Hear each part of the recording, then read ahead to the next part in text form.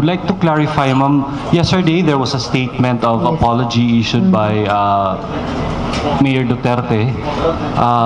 But there are reports that in Iloilo, he disowned the statement. Would you kindly clarify it to us, please? Yes, thank you for that. We already clarified, and I think what the mayor meant was he wasn't just able to read it firsthand, but he already clarified that as the chairman of the PDP, if that is the statement of the PDP, then he owns the statement.